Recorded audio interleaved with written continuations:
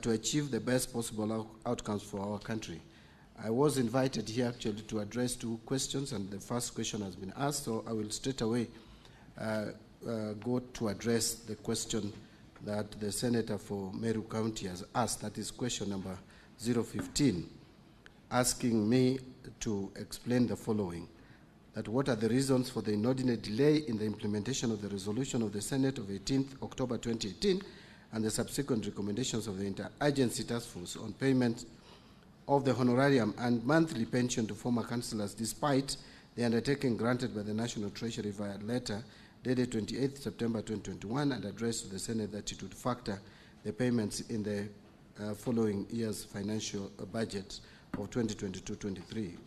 Number B was for me to provide the status update on the establishment of the requisite legal and policy instruments to authorize, process, and facilitate payments, and if not, state the reasons for such delay and whether the eligible former councillors have been enrolled in the Inua Jamii program. Number C, which is the last one, was when will the former councillors receive their full gratuity payments, and could my office state the measures put in place to ensure that for those who are deceased, the rightful beneficiaries are identified. So, Mr. Speaker, I would like to respond to the questions raised by the Senator for Meru County regarding the payment of honoraria and monthly pensions to former councillors as follows. Number 1, regarding reasons for the delay in the implementation of the Senate resolution and task force recommendations. Mr. Speaker, the delay is in implementing the Senate resolution of 18th October 2018 and the recommendations of the Interagency Task Force on the payment of honoraria and pensions to former councillors has been primarily due to legal constraints. The Attorney General, who is the official government advisor on legal matters, in a legal opinion dated 8th May 2023, advised that there was no legal basis to support the proposed one-off honoraria payment of Kenya shillings 200,000 to former councillors who served for less than 20 years. The opinion also referenced circular number 13894, issued by the then Ministry of Local Government, which limited pension or gratuity payments to councillors who had served continuously for 20 years or more as of 13th December 1993. Furthermore, the legal advisory highlighted the absence of a structured formula to determine benefits, given that councillors were not salaried or were not being paid salaries, but received allowances that varied across different regions. Consequently, implementing the proposed payment of 2,383,800,000 to about 11,919 former councillors lacks the necessary legal and policy foundation. The second question was the status of legal and policy instruments to authorize and facilitate the payments. Mr. Speaker, given the legal constraints that I've just mentioned, the National Treasury has considered an alternative approach through the Inua Jamii program, which is designed as a social protection initiative for elderly citizens. Former councillors who meet the eligibility criteria form part of the persons for inclusion in the program. The State Department for Social Protection, in collaboration with the relevant government agencies, including the National Treasury, has been verifying eligible registrants into the program. We shall collaborate with the State Department for Social Protection to identify the number of former councillors already enrolled and facilitating the registration of those who have not yet been enrolled.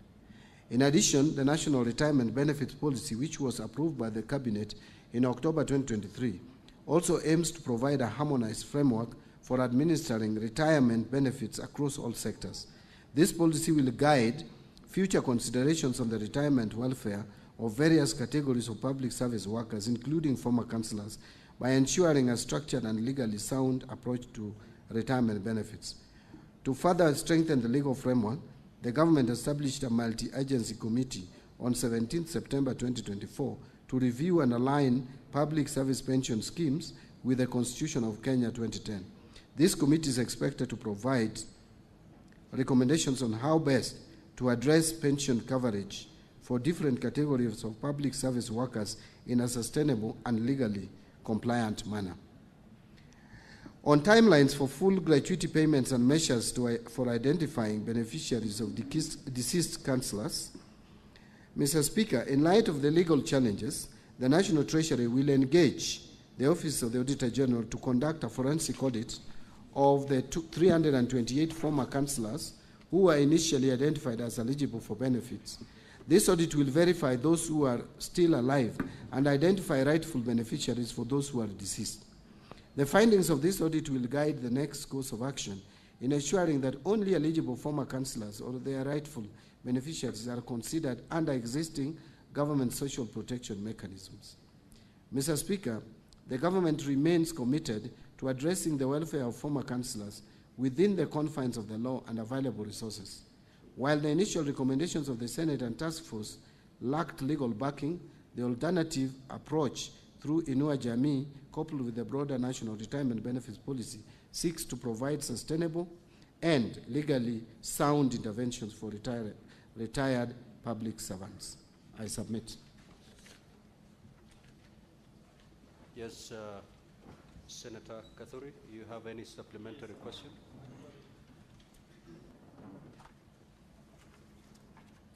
Honorable Speaker, thank you very much indeed.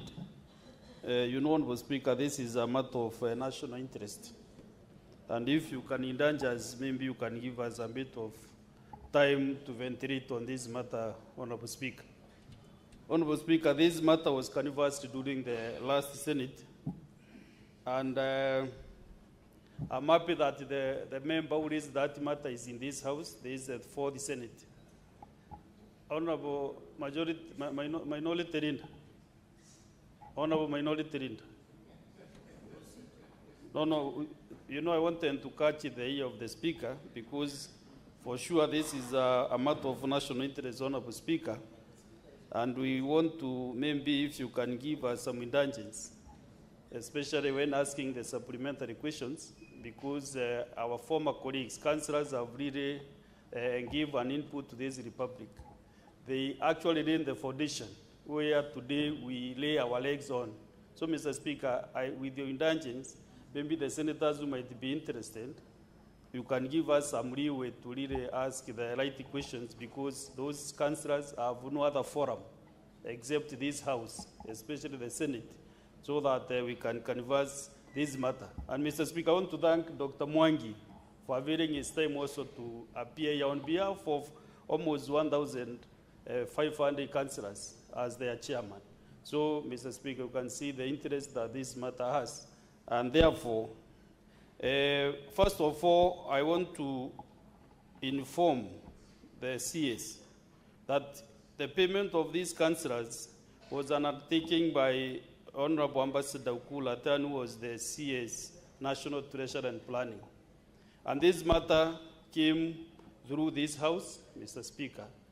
What we are trying to unlock today is the resolution of the Senate on the 18th of October 2018. When this matter was canvassed here, the matter was raised by the one and only the Senator for Kitui, who is, by God's grace, he is present in this House. Senator Kathuri, just proceed to ask your supplementary question. Because So, the dashboard is Speaker, full here, and the more you... It is the first time we are hearing that there was another legal opinion which was sought with the AG, and the AG gave an opinion that there was no legal basis for payment of these honorarium or the pensions to these councillors, Mr. Speaker. That was last year, 2023. So from the time this matter was canvassed up to the 2023 legal issue that the AG raised, we don't know what happened and who is this trying to frustrate the councillors. Mr. Speaker, it is actually, if there is no legal basis, it is the AG who should work tirelessly to ensure that we have a legal framework to give them their pension or whatever they worked for. So, Mr. Speaker, the CS, you know, I don't want my former colleague to go into this route that is the one who has not been able to pay the councillors. He has been unable Senator to pay. Okay, Senator for Meru, Senator Kathuri. What is your question to the Honorable CS? My question is, Mr. Speaker, is that I have fully stated my stand that it is the first time again this matter is arising. Even the chairman is not aware about the legal opinion by the AG. I don't know who sneaks these opinions so that these people don't get money. A very little money, less than even 200 million, Mr. Speaker, sir. This country is ashaming itself. These are former leaders who really need support. They don't have even money to pay for SHA. Because I met the former councillors from Meru. Very old ones, they have even no 300 shillings to pay for SHA. And then there is a group somewhere which is frustrating them not to pay them 200,000 per councillor, those who served for less than 3 terms. So, Mr. Speaker, my question is to reform back the Treasury. We don't need that legal opinion. It can be quashed again by this House, Mr. Speaker. So this Wazir can get their pension, Mr. Speaker. And therefore, that is why, you know, this matter is not about the questions, but needed to seek. Senator Fomero, with all that, what are you asking the Honorable The CS to set aside that legal opinion and pay the councillors without further delay. So your question is, could the Honorable CS set aside this set aside, yes, he set aside that the opinion. legal opinion and proceed to pay? Is that your question? And if he cannot be able to set aside, he can still request the AG through Treasury. He has that power. Good. To request the AG to set aside that opinion or to come up with a legal framework that will enhance the payment of the pension and honorarium to the former councillors, Mr. Speaker. So, Honorable CS, there are 2 supplementary questions from Honorable Gathuri. 1, are you in a position to set aside the legal opinion? Secondly, if not, can the AG come up with a legal framework within which the former councillors can be paid their money? Proceed. Thank you, Mr. Speaker. Am I able to set aside the legal opinion of the Attorney General? The answer is no. I don't have that capacity. The Attorney General is actually the legal advisor to the government, and once she has given the opinion, or he has given the opinion, then that opinion, I cannot set it aside.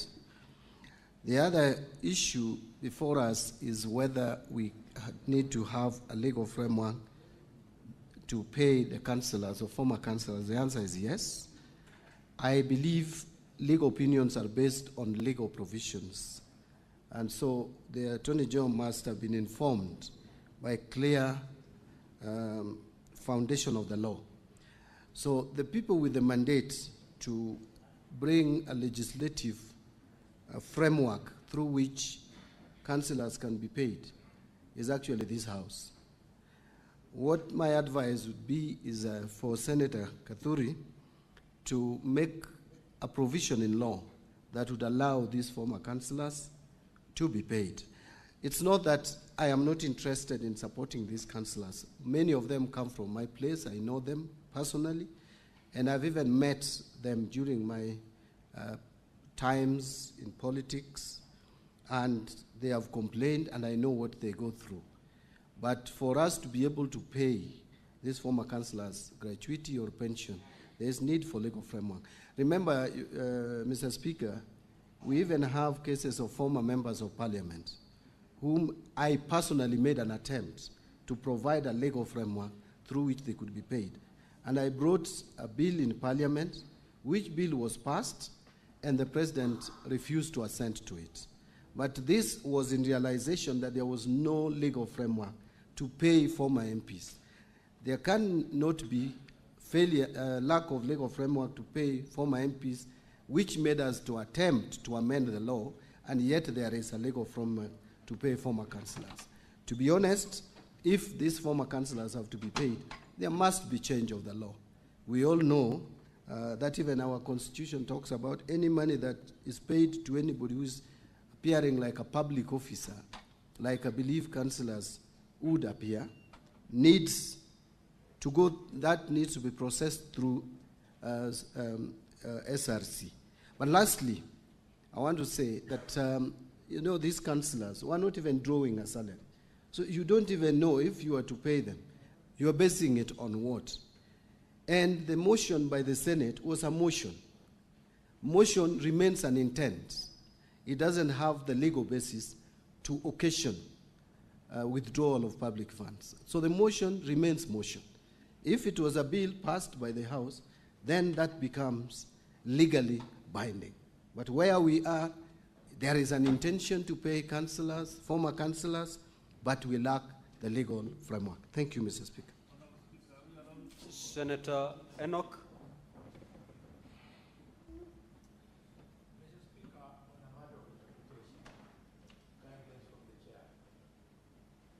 What guidance are you seeking, Senator, for Kakamega? Mr. Speaker, I have listened very painfully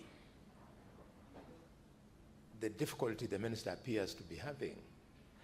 But listening to it and reading it together, and listening to it and reading Article 94 of the Constitution, which speaks to the role of Parliament, it says, Mr. Speaker, in 94(5), that no person or body other than Parliament has the power to make a provision having the force of law in Kenya except under the authority conferred by this Constitution. Mr. Speaker, we have not come to Nairobi in this House to speak in vain. We do so under the provision of this Constitution, which I have read, Mr. Speaker. Mr. Speaker, is the minister suggesting that the Attorney General has the power to veto Parliament? This Parliament made a resolution. Senator Boni, I'll give you an opportunity to ask a question. No, I was asking for interpretation. Senator Enoch, Mr. Speaker, I wanted you to guide us. I can see your name on the dashboard. I'll give you an opportunity. Oh, thank you.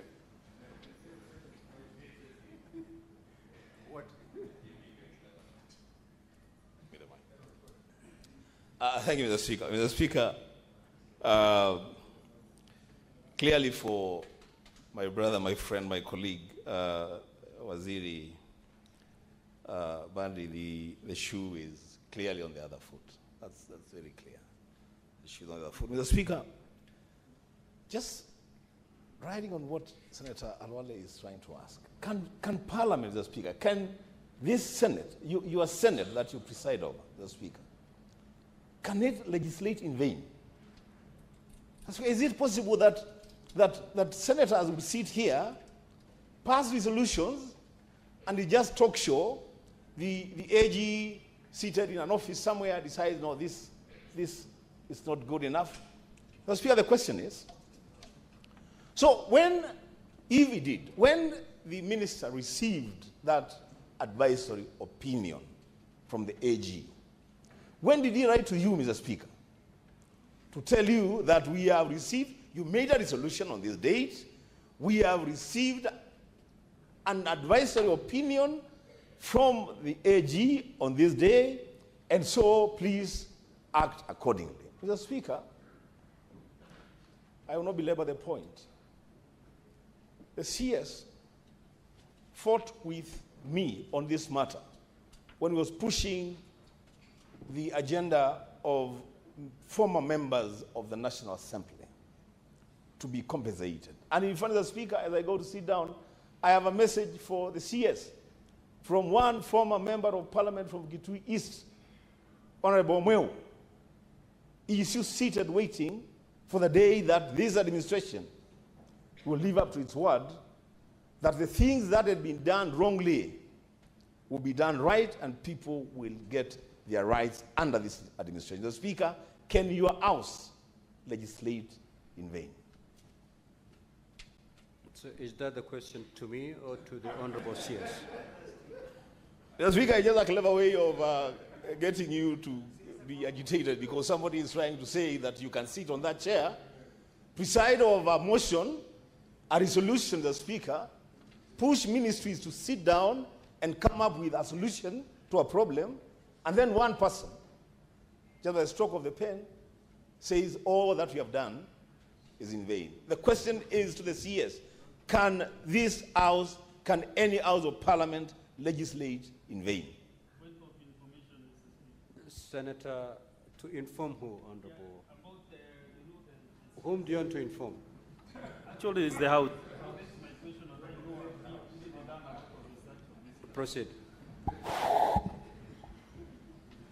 Mr. Honorable Speaker, the CS has not given the right answer because, number one, this was not a motion, Honorable CS. A task force was formed, which included the Ministry of National Treasury and Planning, the Ministry of Devolution and ASAL, and the Ministry of Labor and Social Protection. So, Mr. Speaker, an interagency task force on payment of honorarium and monthly pension to former councillors was formed so that also to go and negotiate with them. And they negotiated and they agreed on what should be paid. The interagency task force gave proposals, and the 3 CSs appended their signatures in this report that I will table to this House. Yeah? So the 3 CSs who appended signatures to the amount of money that was to be paid to the councillors are 1 CS, National Treasury and Planning. Number 2, that was Ambassador Ukula Tan. Number 2, Honorable Eugene Wamarwa, who was the CS then of Ministry of Devolution and ASAL, and Honorable Simon Chelugui, who was the CS Minister of Labor and Social Protection. So it is a negotiated package and agreement which was to be provided. And they understand in the year 2022-2023, that is when their monies were to be put into the budget. So, Mr. Speaker, we are not talking of a motion, but a resolution which was communicated now to the clerk of the Senate, from National Treasury and Planning to the clerk of the Senate, advising the Senate what the interagency task force agreed. And this is a property of the Senate, Mr. Speaker. So we are not talking of a motion passed by the House. It is a resolution from an interministerial task force. So, Mr. Speaker, I want to table this resolution to the Senate so that as we discuss, this matter is not going to be discussed and then we say today we are finished with the CS, but we must review this decision, Mr. Speaker. Thank you for giving me all these indulgences, Honorable Speaker. Table. Senator from Mombasa. Honorable CS, just note down the questions. You respond them at one go. Asante Mheshimiwa Spika. Nakumbuka mwaka jana wakati kwa kamati ya fedha ya bunge hili, waziri wa zamani wa fedha na hazina alikuja mbele ya komiti wakati tunajadili budget policy statement, na akakomiti kwamba hizo pesa ambazo watakana kulipwa madiwani wa zamani zitawekwa katika bajeti ya mwaka 2023 24-25. Sasa je, ni sawa mawaziri waje katika bunge hili na kamati zake kutoa maelezo ama kutoa majibu ambayo hayalingani? Kwa sababu Profesa Njuguna Ndung'u alikuwa ni waziri wa fedha na hazina kuu ya serikali ya Kenya Kwanza. Leo tuko na waziri Mbadi. Je, ni sawa mawaziri kuja na majibu tofauti katika bunge hili? Leo wanakuja wanasema hivi, kesho wanakuja wanasema vile. Asante. Senator Boni.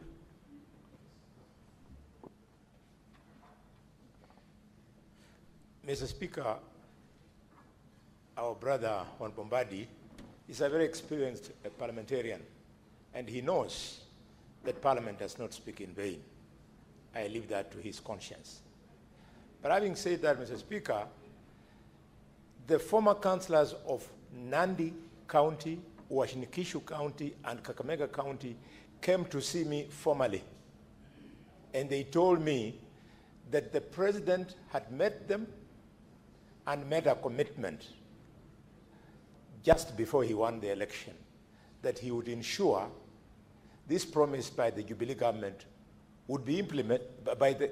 No, that interministerial was during the Jubilee government, that he was aware of that task force and that decision he would implement if elected. Since God has been very kind, President Ruto is now the president, and he committed himself to these councillors. Can the minister undertake, as the financial advisor to the president, to go and make the necessary consultations so that the promise of the president and the expectations of the former councillors converge. We pay our old people. After all, if we pay this 200 million, it's a form of financial stimulus. They will spend the money in public and the economy will be vibrant in their villages, Mr. Speaker. Senator Olekina.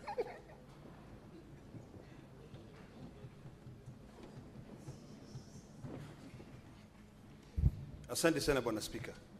Bwana Spika, ningependa kufahamu kutoka kwa waziri wa fedha. Je, ni lini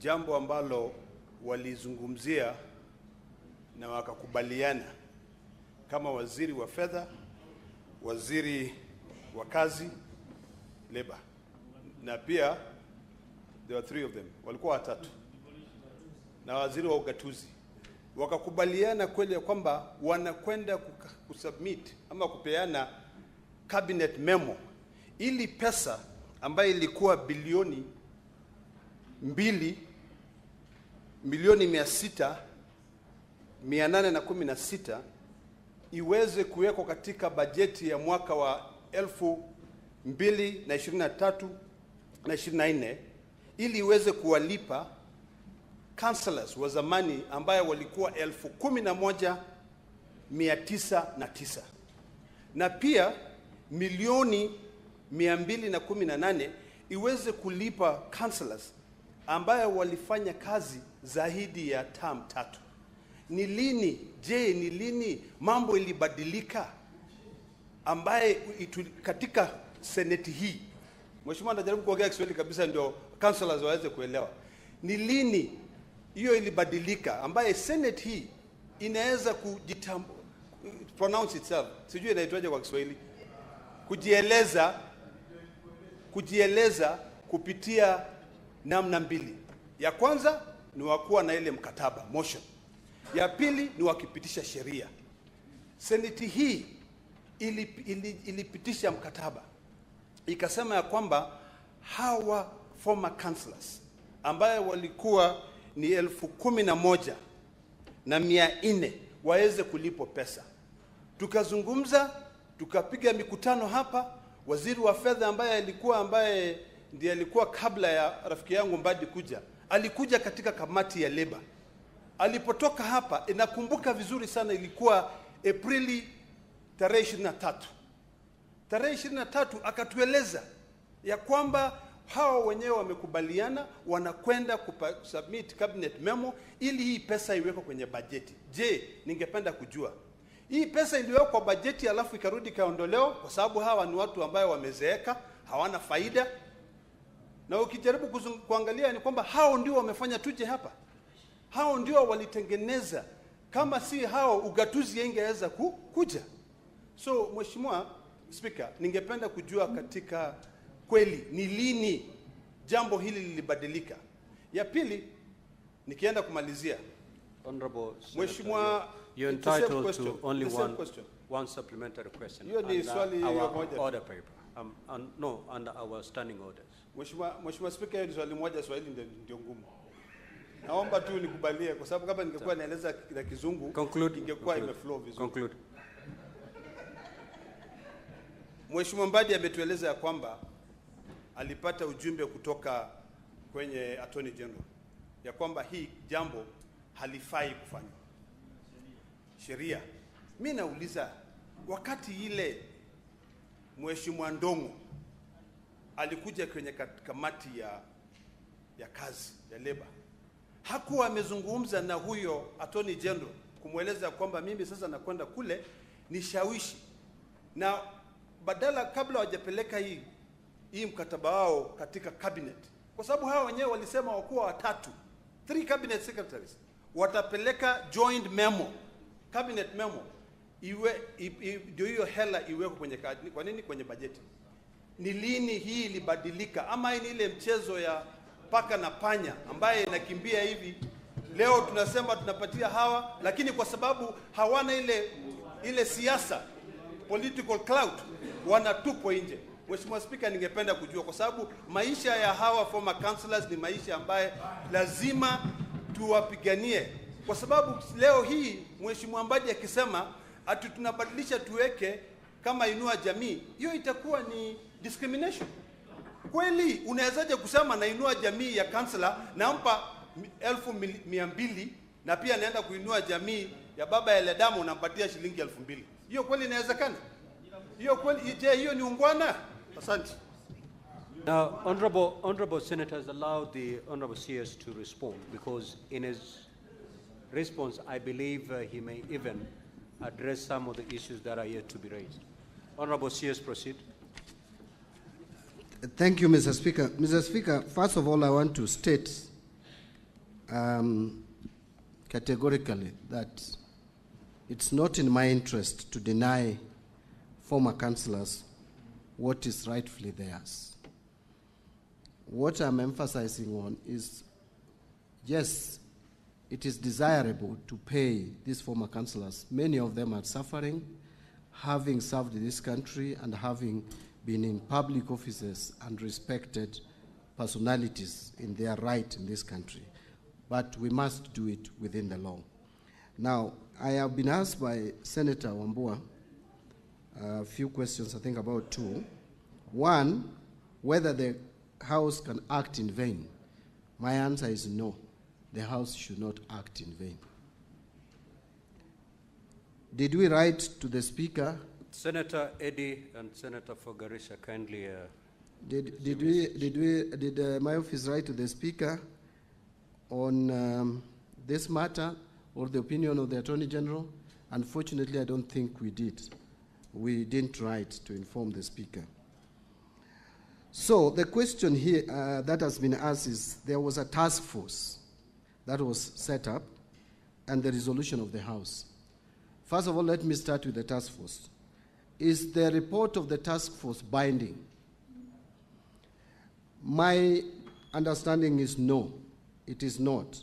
Why? Because the Constitution, which Senator Boni Aluale mentioned, provision number 94, or Article 94(5), says no person or body, including task forces, other than Parliament, has the power to make provision having the force of the law in Kenya, except under authority conferred by this Constitution or by legislation.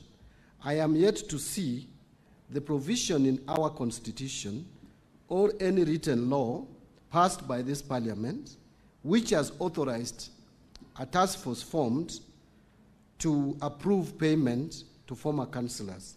If there is that provision, I would obey and pay. Make provision in our budget and pay, but there is none. So that task force remains a task force. Its report should be implemented procedurally, which has not. So up to now, there is no, out of the task force, which should have, a legislation should have flown automatically from the task force report to now anchor it in law, and that has not been done. Now, on a question by Senator Faki, why I have not respected or obeyed what former CS is committed to do. Unfortunately, I want to report to the Senate that yes, my predecessor, Honorable Yatani, or even Honorable Ndungu, probably made a commitment, but they didn't pay. The person who is paying now is myself. I cannot pay unless backed by the law. Because when now it will raise issues, I am the one accountable. I'm the one responsible. I cannot hide behind people who made commitments or intentions and didn't pay. So the paymaster now is myself. If they paid, I would have come here to report that they paid. But they didn't pay. And they left it for me to pay, and I'm checking the legal framework, and I don't see it. A question was asked about the Attorney General's powers. My reading of Article 156 is this, that the Attorney General is a principal legal advisor to the government. Now, being the principal legal advisor, I take his advice or her advice very seriously. And the Attorney General gave advice on 8th of May 2023 on this, and that advice has not been vacated or changed. Senator Boni Alwale has asked me about, again, Parliament legislating in vain. I want to say again, Parliament cannot legislate in vain. The only thing that I said is, and we have been in this house with Senator Boni Alwale for a while, we know the power and the force that a motion has and a bill, an act of Parliament.